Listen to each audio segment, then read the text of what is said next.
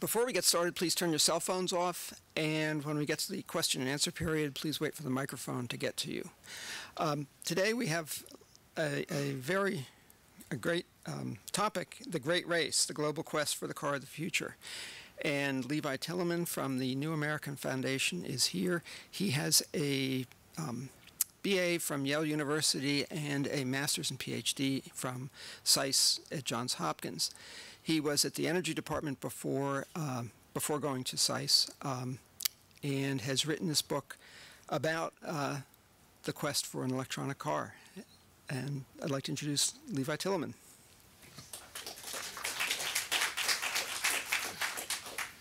Well, first of all, I want to thank you all for coming today. I went to Johns Hopkins SAIS, as was noted, and so I have a lot of friends throughout the State Department, and I seriously considered going into the Foreign Service myself, so it's an honor to come here and talk to you all about some of my ideas. The second thing that some of you may know is that I have a brother who was working at the State Department for quite some time. And this is not really related to the Great Race, but I have 10 brothers and sisters, and a bunch of us came to DC. We grew up in Colorado. And so it seems like wherever I go, there's always family business to be taken care of. When I walked in today to the library, somebody told me, you know, your brother actually took one of the Kindles from the library and he still hasn't given it back. So can you talk to him about that? So that's kind of the story of my life. I will not say that I am not my brother's keeper, but please don't hold me accountable for lost Kindles. But I actually am going to talk today a little bit about my family, because it's a very important part of why I wrote this book. In February 2008, I was sitting at a Chipotle in Baltimore when there was a phone call. There had been an accident, and in just a few weeks, my father and I had been slated to receive an award from NASA for a smaller, more powerful, more efficient internal combustion engine that we had designed together called the Iris engine. He didn't make it. Very unexpectedly, at the age of 26, I became CEO of Iris Engines. Now, up until then, Iris Engines had been kind of a side project for me. Now it became an obsession. I saw it as my father's legacy, but also as a way to change the world. I worked harder on Iris Engines than anything I'd done in my entire life. We raised the money, entered technology competitions, and built a new team. In fact, I would go for weeks at a time, sleeping only a few hours a night, carefully managing my intake of energy shots to keep from crashing. To say I was invested in the idea would be a huge understatement.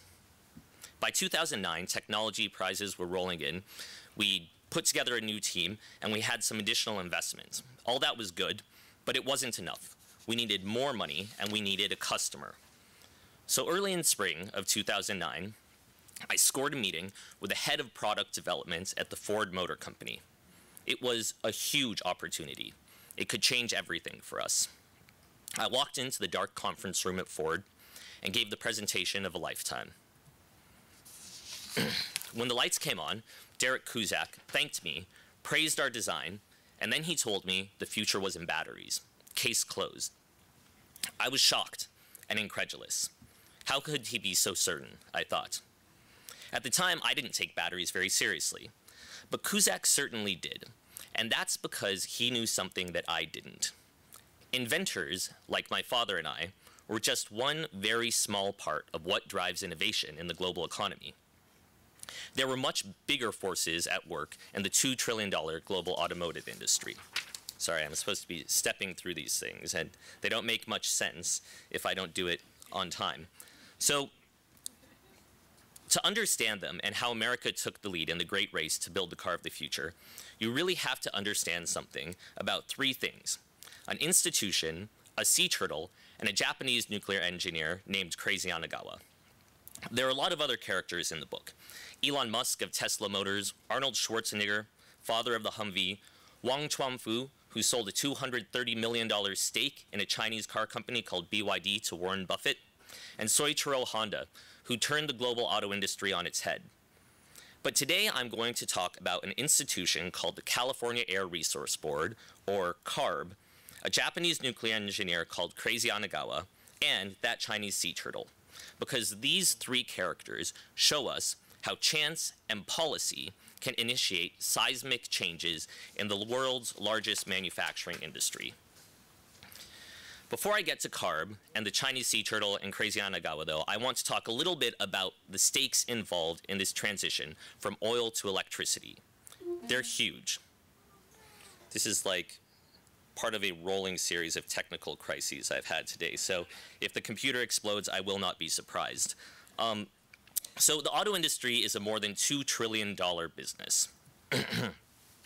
And it's incredibly technologically sophisticated.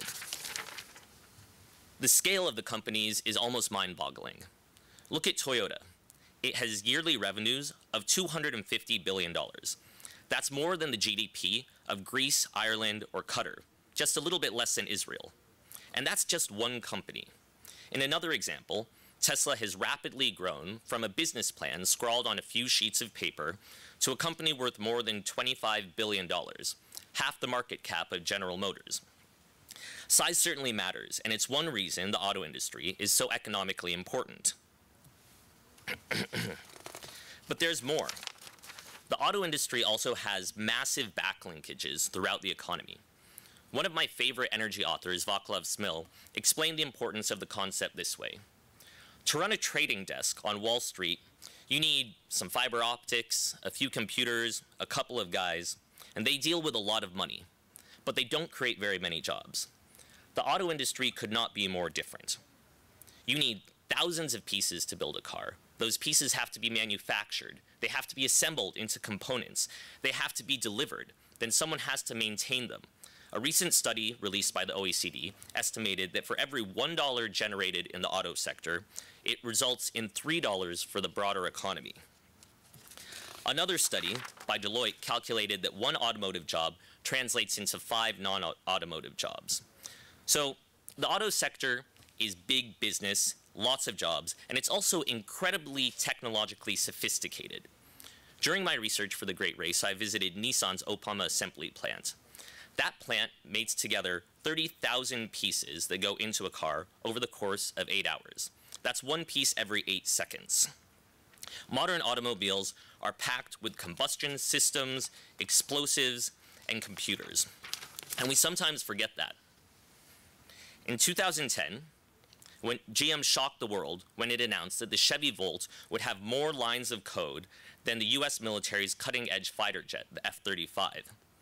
These systems are not only complex, they need to survive enormous abuse, including scalding heat, freezing cold, punishing roads, and deadly crash forces, all while being easy to use and keeping the occupants safe, comfortable, and entertained.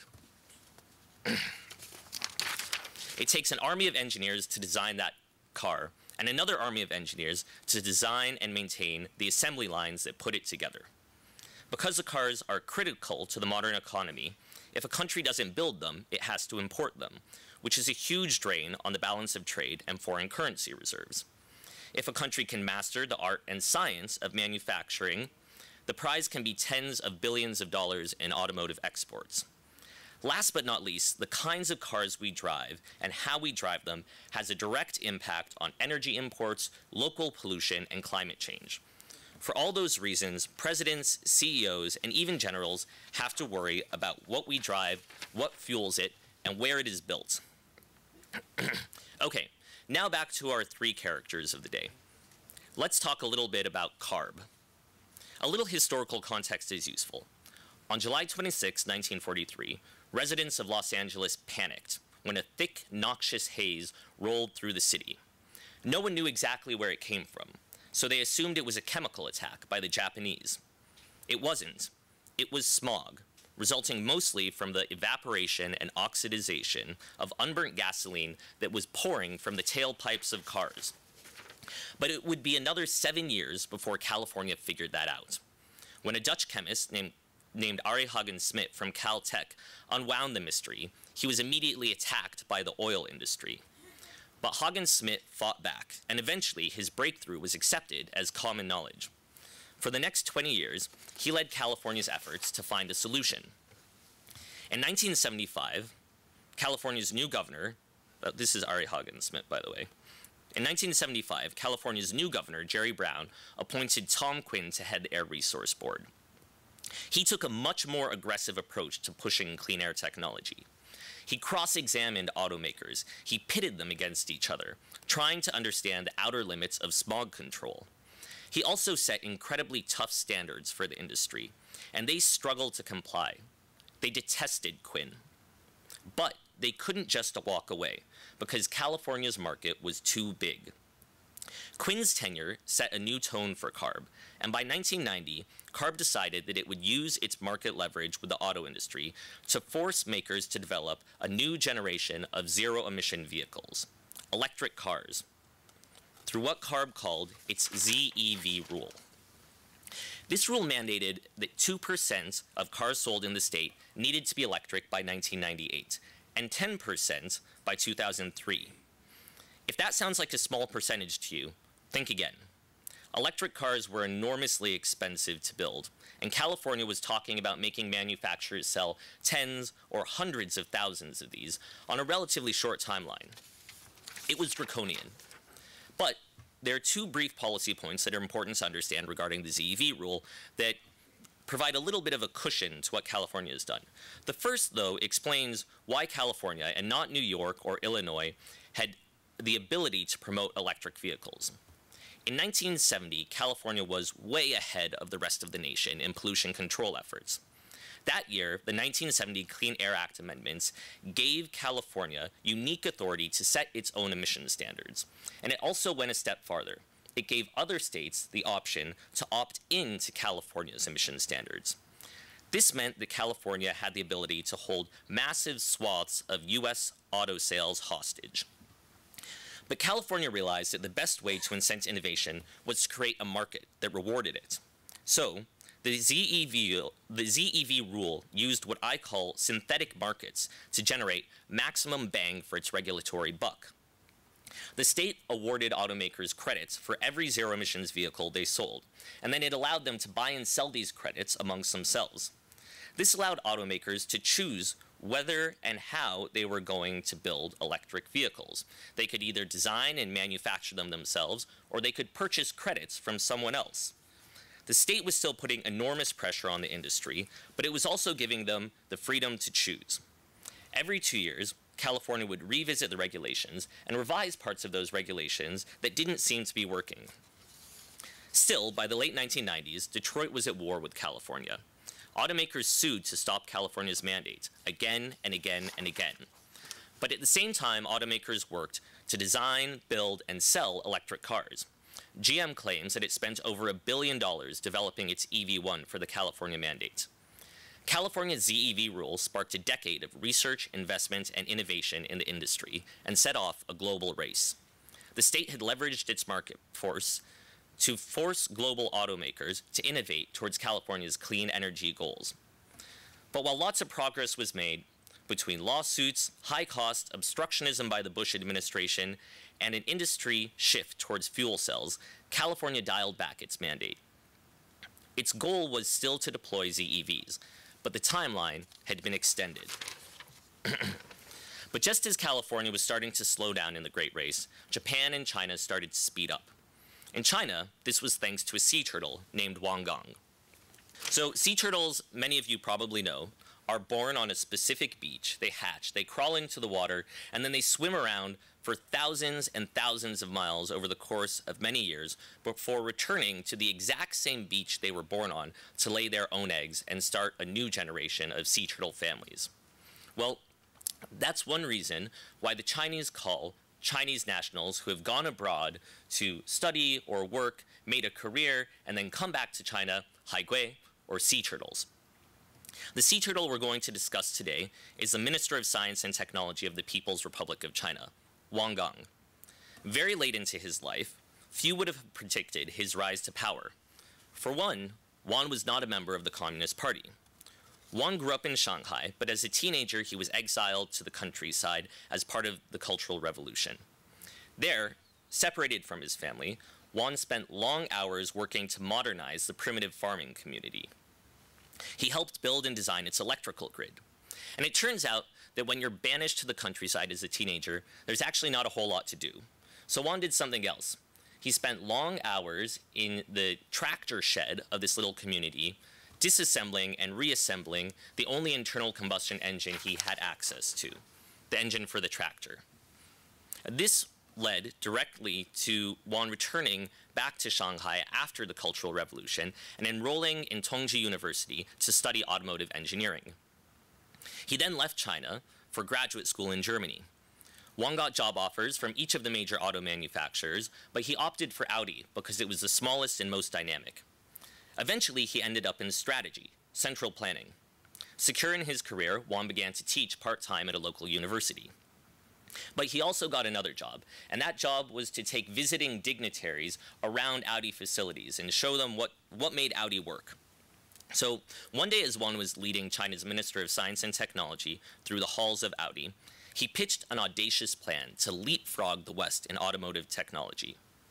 Wan told them that China was very unlikely to catch up to Japan or Korea or the West in terms of internal combustion engines.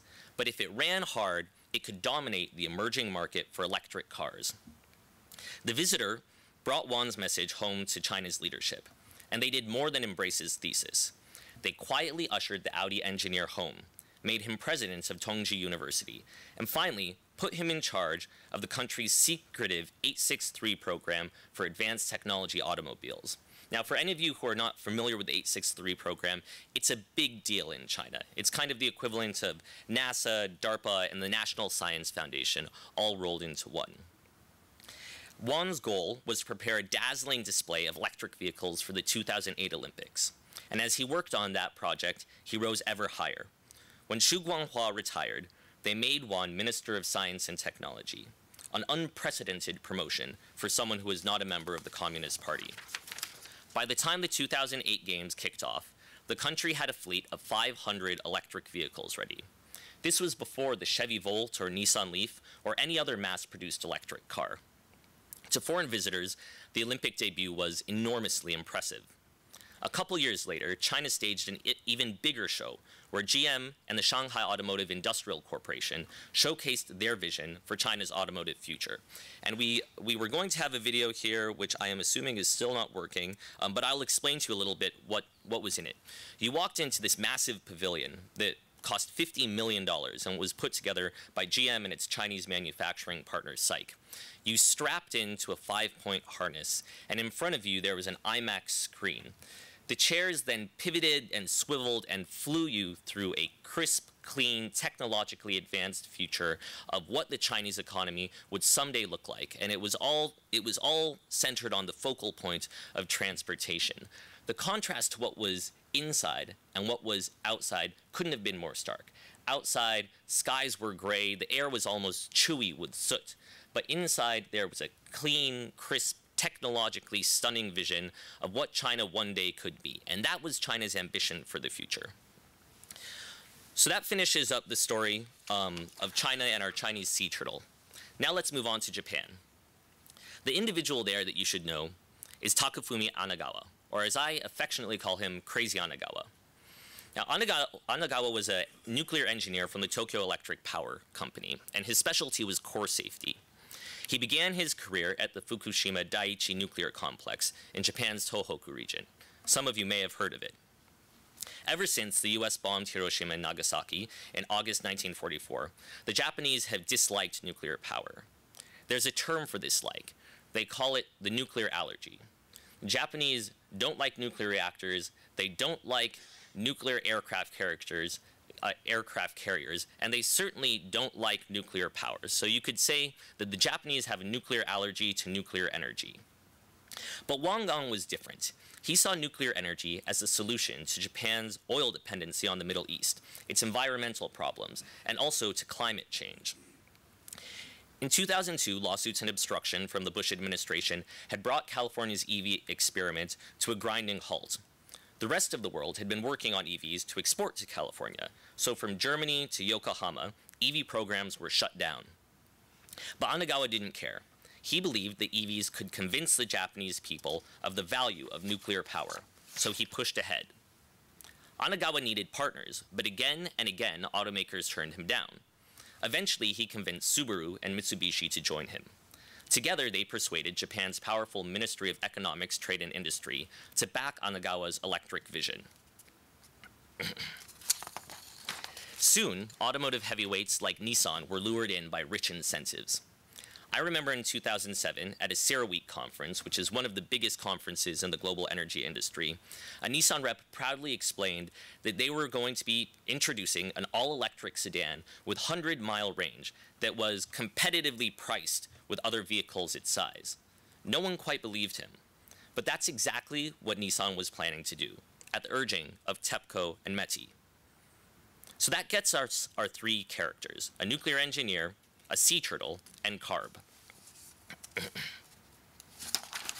By 2008, the Great Race was in full swing. Al Gore's climate change documentary, An Inconvenient Truth, had focused the nation, indeed the world, on clean energy solutions, and the skyrocketing price of oil gave additional impetus. But just as things were starting to heat up in Japan, China, and the US, all three countries were battered by a series of crises that could have stopped the Great Race cold. I think we all remember what happened in the United States. An economic crisis plunged the auto industry into a tailspin. Only massive state intervention salvaged it from complete collapse. The end result was more than $80 billion pumped directly into General Motors and Chrysler. Some stimulus money also went towards EVs, billions of dollars towards batteries and new motor technologies. But those slugs of cash had very mixed results. On the one hand, the federal government saved GM and Chrysler, and also Tesla from oblivion. That paid huge dividends. Joe Biden summed it up by saying President Obama's 2012 campaign slogan should be, "Bin Laden is dead and GM is alive." It was that important. Tesla was particularly important for EVs because its product changed the perception of what an electric car was. The Model S was arguably the best car ever built. But besides these successes, there was also a long list of battery and automotive bankruptcies. A123, Fisker Automotive, Think, and the list goes on.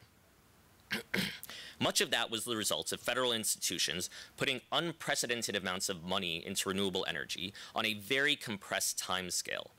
This hurried, some would say profligate, crisis-driven spending stood in sharp contrast to California's methodical efforts. The ZEV rule was back, and it was resurrected even before the 2008 crisis. California had revised its mandate because Onagawa's efforts proved that EV technology was ready for consumers. With its aggressive mandate, California was again driving innovation forward. The state didn't spend nearly as much money as the federal government, but its technology-forcing policies were incentivizing massive strategic investments in EVs by the global auto sector, pushing automotive companies to sell electric cars in states that were following California's ZEV rule. By buying and selling EV credits, car companies could earn big revenues. For instance, in the fourth quarter of 2014, Tesla earned $86 million on just its ZEV credit sales. So, when you put that all together, $400 million a year, that's a lot of money for a startup company like Tesla. The crisis Japan faced was very different. In March of 2011, I was at another CERAWeek conference in Houston, Texas. But the next day, I was supposed to fly to Japan for meetings with TEPCO, METI, and the automakers. As I looked up at one of the LC television sets in the lobby, I saw a giant white scythe rolling in from the sea. A tsunami. 20,000 Japanese died in the tsunami's waters. Huge swaths of Japan's east coast were destroyed. Infrastructure was devastated, and facilities for Japan's auto industry were damaged. It also set off the world's worst nuclear disaster since Chernobyl. Takafumi Onagawa was ordered to abandon his world-leading EV program to help them calm down the Fukushima Daiichi nuclear reactor. Japan's automakers were assaulted by a viciously high yen, as high as 78 yen to the dollar, and large floods in Thailand submerged Japan's offshore production facilities for cars. In response, Japan's government nationalized TEPCO and pumped huge subsidies and tax breaks into the automotive economy. They specifically targeted electric and hybrid cars.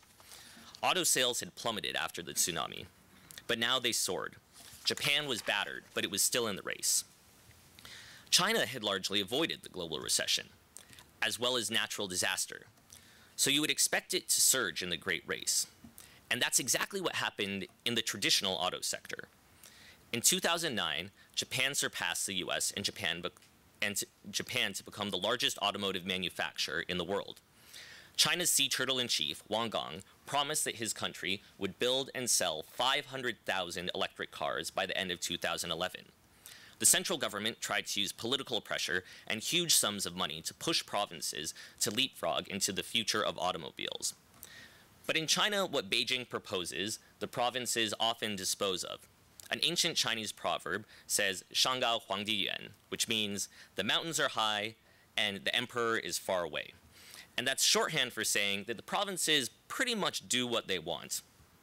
That's what you saw happen in China. Rather than build a national EV industry, every province created its own little fiefdom. This resulted in 50 companies building 50 different models of EV.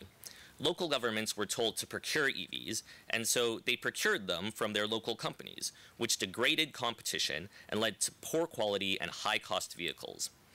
Consumer incentives for electric cars were rich, almost $20,000 in some major Chinese cities. They were far higher than in the US or Japan, but that wasn't enough. Incentives were wrong, and the business model was unsustainable. None of these companies could make a world-class car, not to speak of a world-class electric car. Although China tried to steal technology from the West and force foreign manufacturers to give up their technology as the price of admission to China's market, foreign companies largely decided that that was a cost they weren't willing to bear. Rather than 500,000 EVs promised by Wang Gang in 2011, China produced and sold fewer than 6,000. America's EV market was the largest in the world, but focused almost exclusively on ZEV states led by California. And Japanese auto companies produced by far the most ZEVs of any country in the world, as well as the batteries for Tesla. So what does all this teach us? For one, it shows us that innovation isn't the kind of lottery that it is sometimes perceived to be.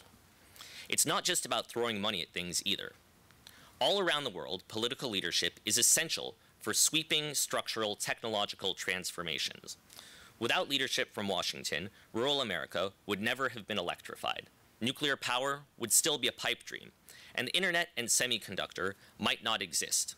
The roads we drive on would likely end at a figurative city wall, with no highways or rail to unite America's vast interior. In some senses, China, Japan, and the US were all contenders to win this first stage of the Great Race, because in some fundamental way, they were all at the starting line. But it was America's preeminent laboratory of democracy, the state of California, that kept the US in contention. Although the Obama administration gave the industry a boost at a critical juncture, it was California's Darwinian, mandate-driven EV market that ensured there were rich rewards for those who adapted to its EV policies. But what of China? In so many ways, it had the resources and institutional capacity to build a unique transportation system, a system centered around electric cars.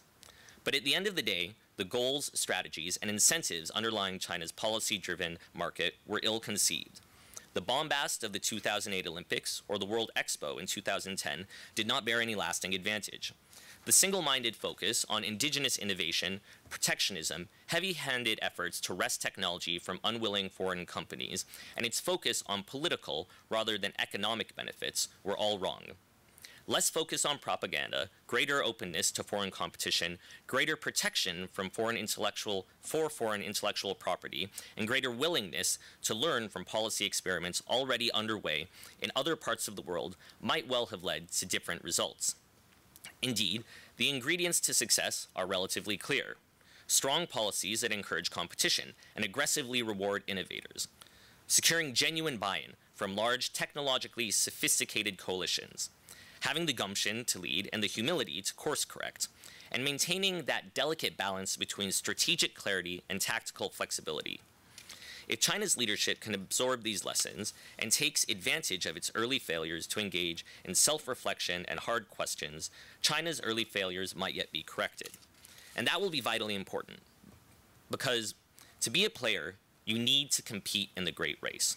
To thrive in a field of 21st century leviathans, America, China, and other countries will have to formulate a more coherent national mission, We will have to renew and re-engineer the building blocks of our economy and politics and evolve into a new industrial species that relies less on oil.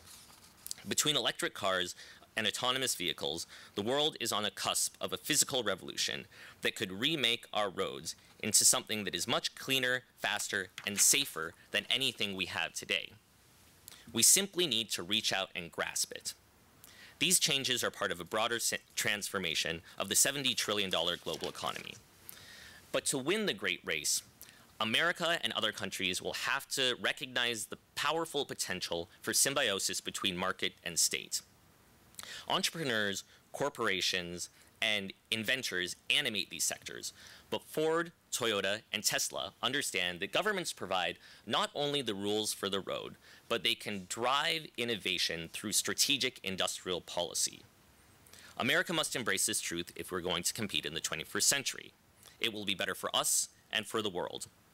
For at the end of the day, this sprint to build the car of the future is a race that we all run together.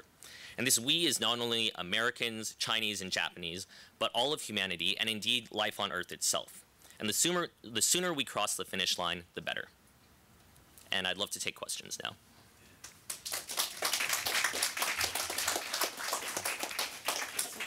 Thanks. Do we have a question?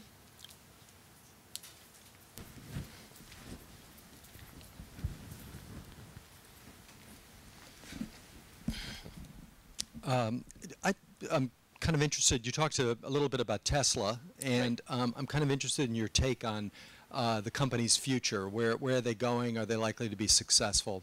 That sort of thing. Well, Tesla's an enormously impressive company, and as I said before, they've built what is reasonably considered perhaps the best consumer vehicle ever. Now, that is hard to do, but it's much easier to do when you have a team of thousands of kind of automotive geniuses building just one model of car. I was at the Detroit Auto Show in January, and I believe that Toyota had 70 different models on the floor. Tesla had one. And so the question of whether Tesla is going to be able to make that transition to scale and to building many, many models and to putting out numerous models every year and really competing at a global scale with global auto manufacturers, I think is an open one. Now, I don't think they're going to disappear. I think they're going to stay around for a long time. I think they're dramatically overvalued. I mean, Tesla's market cap is kind of absurd. They have half the market cap of General Motors, and they sell fewer than 1% as many cars.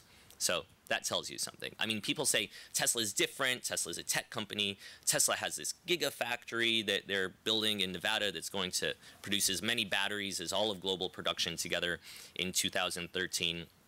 But at the end of the day, the laws of finance and physics still apply to Tesla. And so it's going to be really interesting to see if they're able to scale.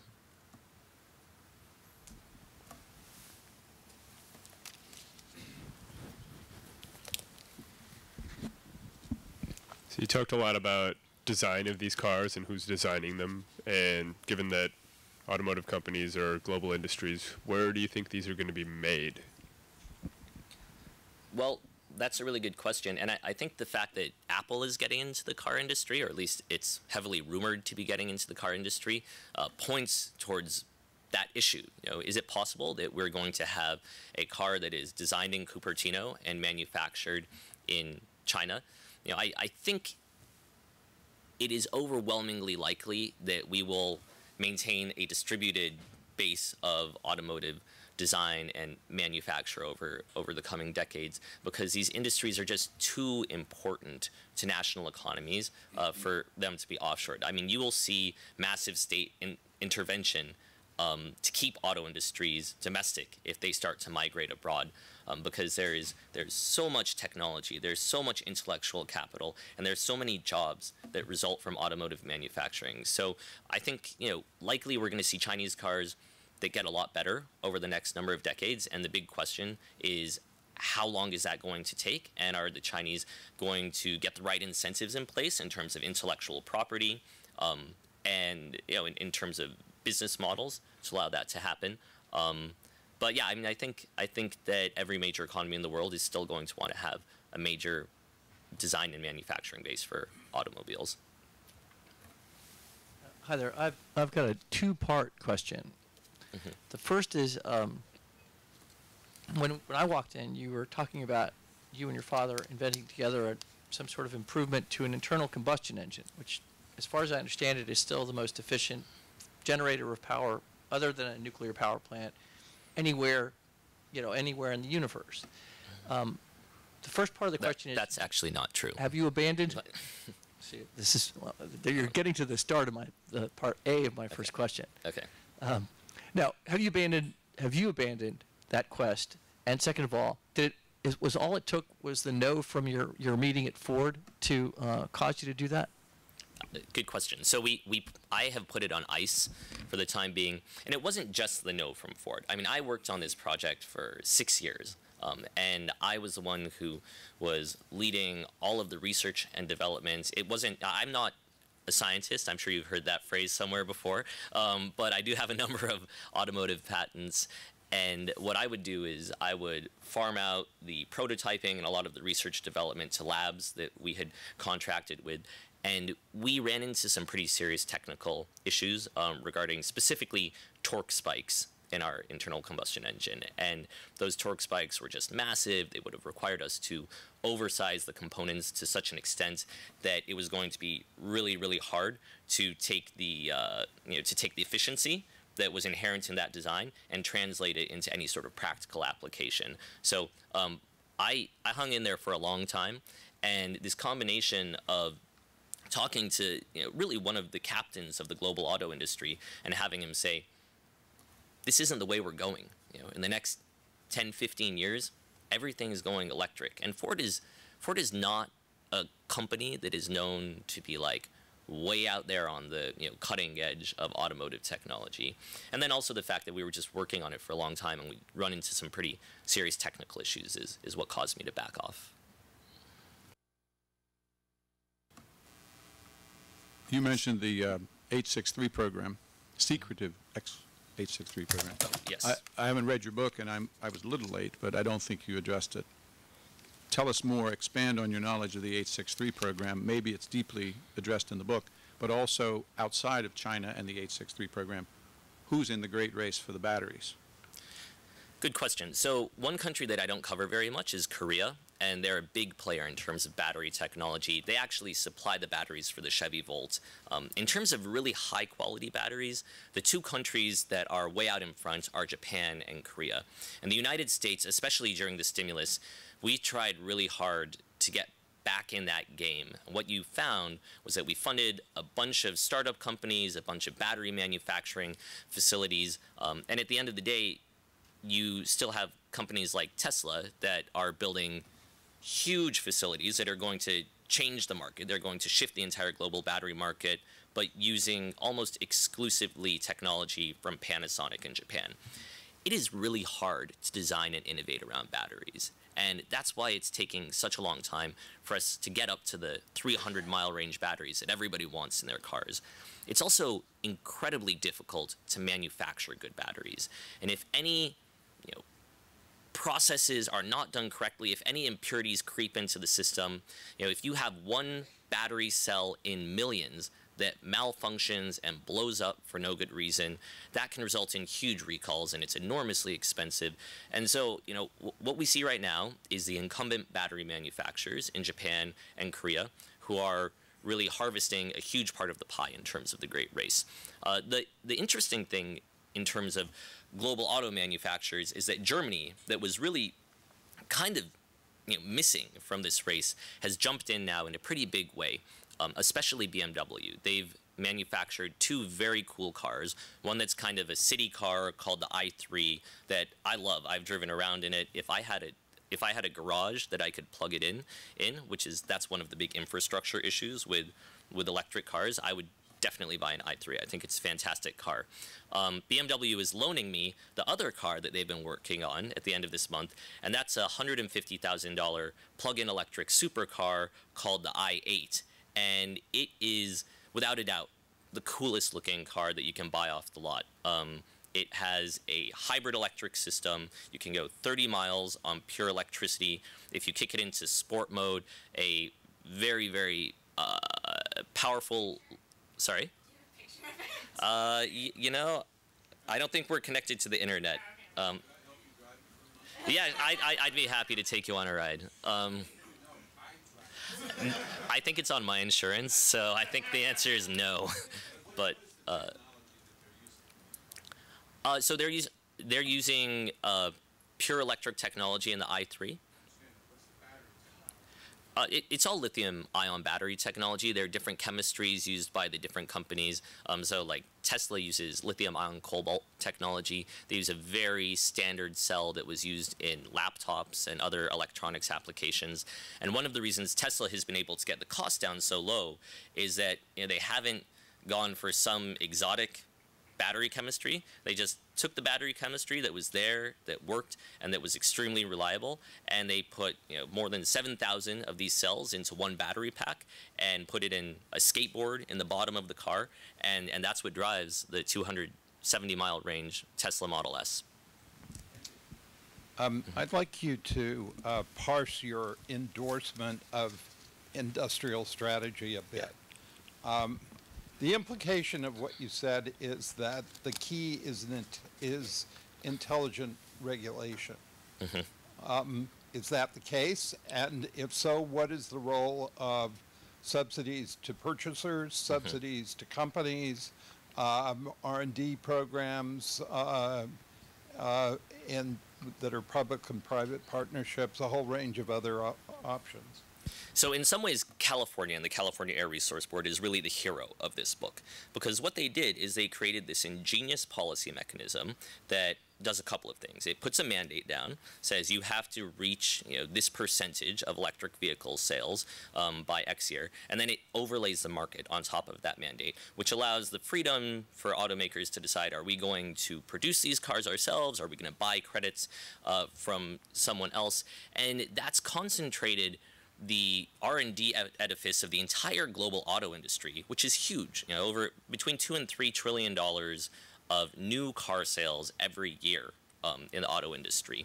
And that's concentrated them on meeting this California mandate. So when I talk about this to intelligent crowds, sometimes there's a Republican there, and they will say to me, you can't do that, that's industrial policy. And I say, damn right, that's industrial policy. And there are certain times when industrial policy works well, and there are certain times when industrial policy doesn't work well.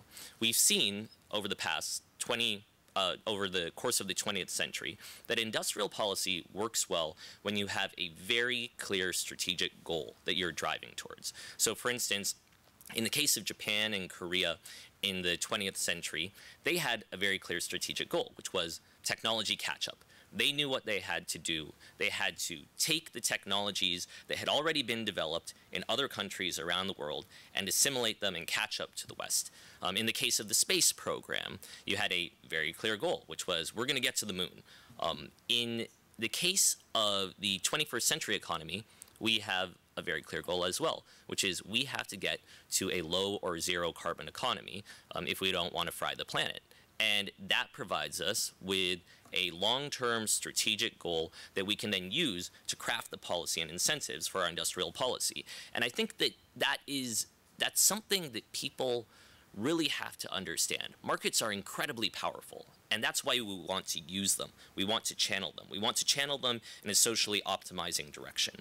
But markets are really stupid as well. They're stupid animals that run out of control and can do an enormous amount of damage. And that's why we need smart policymakers to direct them and sometimes trim their sails. And so that's my view on industrial policy. I think it's really important, and I think we're going to see a global revival of industrial policy in the 21st century, and we'll have to if we're going to deal with the most pressing global social and environmental issues. Who's going to lead the global revival? Who's going to be the dear leader that carries the day?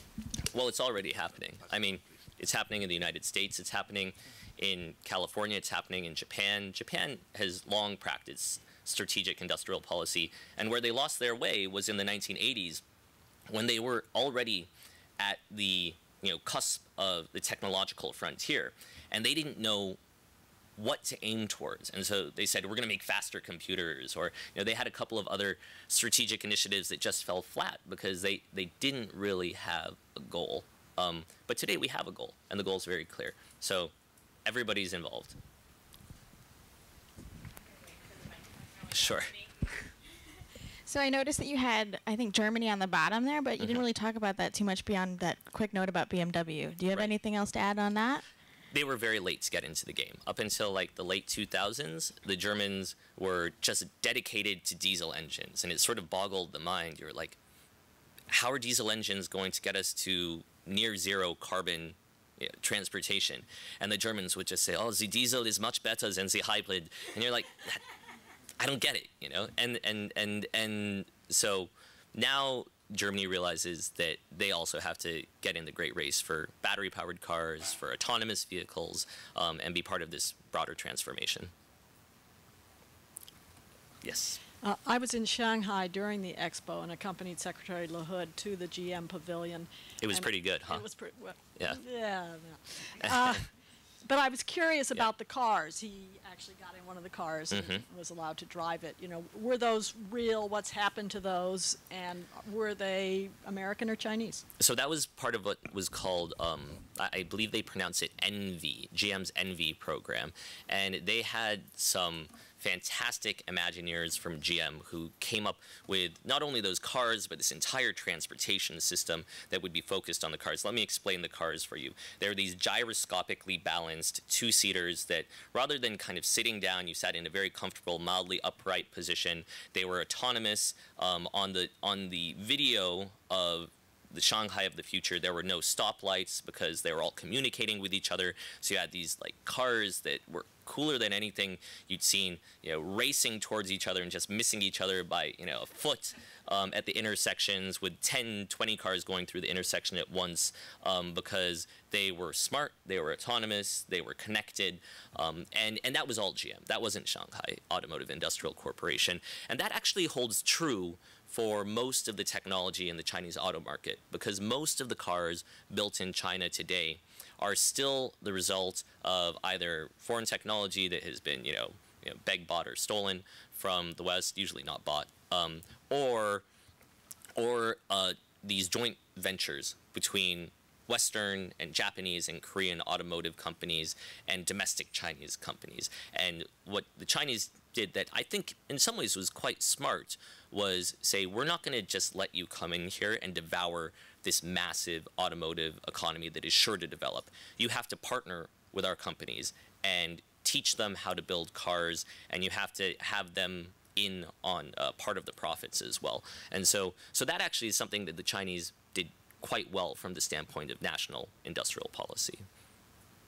Yes. Yeah, I was wondering what you thought about the hybrids. I mean, is that a dead end, or in everything in the future, 30, 40 years, it'll be all electric, or do they have a future? It's a critical technology in terms of transitioning away from oil. And Toyota, I talk a lot about how Toyota came up with the hybrid concept in the book.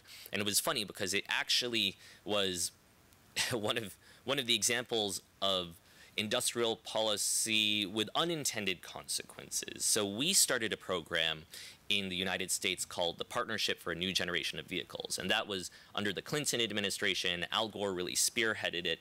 And his idea was, we're going to reach into the national labs and we're going to gather all of this advanced technology and we're going to apply it to the U.S. auto sector. And that's how we're going to get back into the automotive game that the Japanese are whipping us at right now. Well, what happened was Toyota saw what we were doing. They asked to be a part of it. The U.S. government declined politely. So they went back to Nagoya and they said, you guys, the Americans are going to kick our butts. You have to design the car for the 21st century. And they put a team of brilliant guys that included a bunch of former nuclear engineers and physicists on the task of trying to come up with a new kind of automobile. And they came up with over 80 designs. And when they brought the Prius design to their management, they almost did it a little bit tongue-in-cheek because it was so crazy from the perspective of the auto industry. They told me, this guy said, he said, sometimes when a professor gives you an impossible question, you should give him an impossible answer. So they gave them that impossible answer, and then the management said, build it.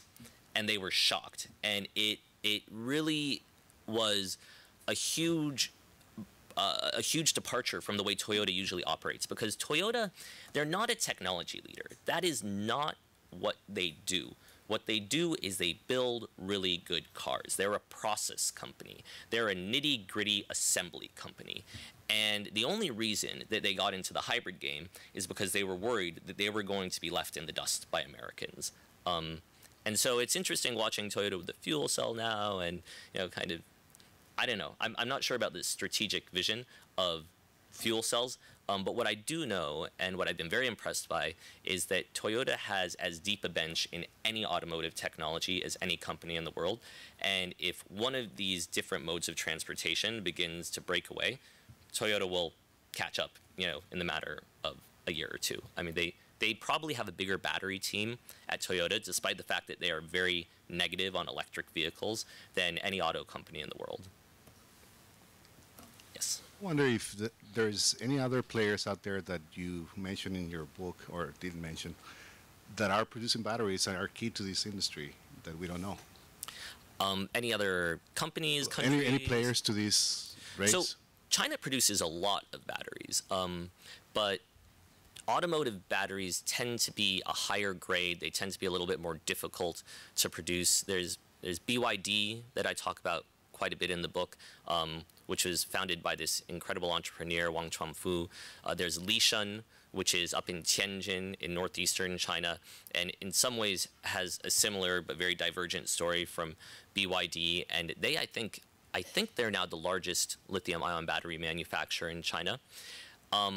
They are not as good from a quality perspective, and cars are just, if your computer crashes, then you reboot. My iPhone has been going crazy all morning, and it is a huge inconvenience, but at the end of the day, I can deal with it. If your car crashes, you can die, right? And so you need to be much more careful with automotive technology. They usually engineer, not just double, but triple redundancy into these systems, especially systems that are related to safety or fuel systems. It's interesting. It's a big industry. It's an important industry. It's a dangerous industry. My father died in an auto accident. His father died in an auto accident. I think we've all been exposed to that. And the really exciting thing about the next generation of automobiles is we're moving towards batteries that have the potential to be much safer than gasoline, which is very flammable and very dangerous. And that's how my father died, in a gasoline fire. And autonomous vehicles, which have the potential, though there are a lot of tricky things to work out, to be much more attentive and focused than human drivers. They're not going to get distracted by a pretty set of legs as they drive by, K and 19th Street. They're not going to fall asleep. They're not going to have kids screaming in the back seat that keep them from driving. And so autonomous vehicles could really change the game from a safety perspective. Yeah, with the drop in the global price for oil, have we seen any effect within the auto industry for electric vehicles? There's an interesting set of dynamics that is at play right now. One is oil prices have dropped dramatically by 50% since last June. So that would tend to exert negative pressure on the EV market. The other thing is that a lot of the big EV manufacturers like Chevy have announced really great upgrades to their electric vehicles that are going to be coming out next year. And so, when you're kind of a tech-forward guy and you see that if you wait 7-8 months, you can get a much better Chevy Volt, that all of a sudden seems pretty attractive. And so I think that is also exerting a negative pull on sales.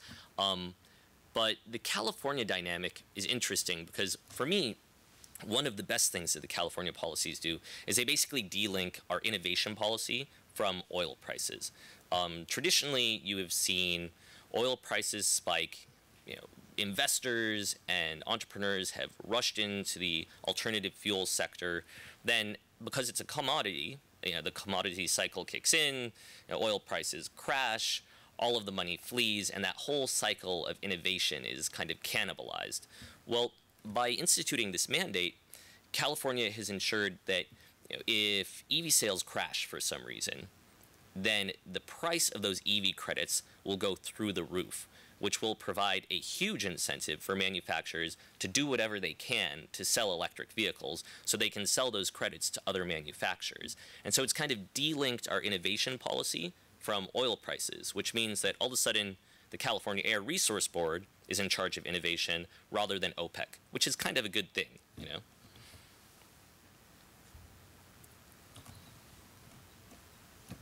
Anything else? Great. Well, thank you all for having me. Wait a minute. One more question, Okay. Levi. Have you looked into the environmental impact of batteries? I mean, disposing of the dead batteries, the impact of building the batteries. It's a really important issue. The environmental impact of batteries, you know, where is our electricity coming from? All of these things are critically important in terms of planning the future of the automotive economy.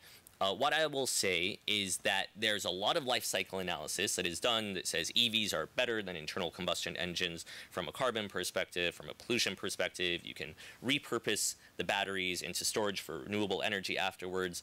But I'm much less concerned about what is happening with electric vehicles right now and how much carbon their batteries or the electricity that they're using is producing right now, and much more concerned about the potential for carbon reductions over the next 10, 20, 30 years. Because what we're building is the option for a zero carbon energy and transportation system. You know, regular cars, the older they get, they become detuned and they get dirtier and dirtier and dirtier. And actually the oil that we're pulling out of the ground today, because we're going for super heavy oil and super deep water oil, takes more energy to produce and is also getting dirtier and dirtier and dirtier. Well, the electrical grid is the opposite. We're putting more and more renewables, more and more gas that's displacing coal. Nuclear is also an option. And so every year that electrical grid gets cleaner and cleaner, which means your EV that you bought in 2010 is producing significantly less CO2 emissions in 2015 than it was in 2010 because we're cleaning up the grid. And batteries are kind of the same deal. You know, we have to work on the life cycle analysis and make sure we're pushing them towards the most environmentally responsible modes of production. But we can get there. And with internal combustion engines, we can't really. And that's what differentiates internal combustion engines from batteries. And that's why I think EVs are such a critical component of the transportation system of the future. Great. Thank you. This is Thank you so much, everyone.